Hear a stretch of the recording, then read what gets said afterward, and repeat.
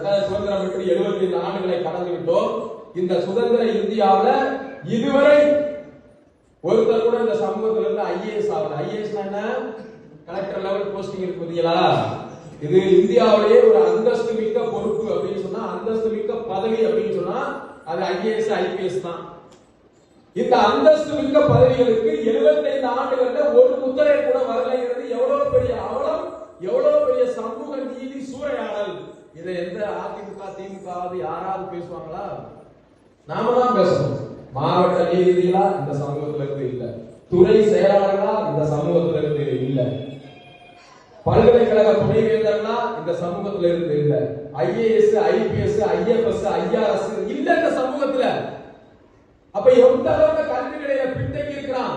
மலைப்பகுதியில வாழக்கூடிய முத்திரைகளுக்கு பட்டா இல்ல, சமவெளி பகுதியில வாழக்கூடிய முத்திரைகளுக்கு பட்டா இல்ல. இந்திரா காந்தி காலத்துல இருந்து வீடு வழங்கும் திட்டம் இருக்கிறது. என் அன்பிற்குரியவர்களே, பிரதமராக இந்திரா காந்தி இருக்காங்கல்ல, அப்ப இருந்து இலவச வீடு கொடுக்கிற திட்டம் இருக்கிறது. இருக்காங்க. இன்னைக்கு வரைக்கும் பிரதமர் நரேந்திர மோடி கொடுக்கிற ஆவாஸ் யோஜனா அப்படிங்கிற பேர்ல அந்த திட்டத்துல தமிழ்நாடு அரசாங்கம் கலைஞர் கனவு இல்லம்னு கொடுக்குது. ஆனா இன்று வரை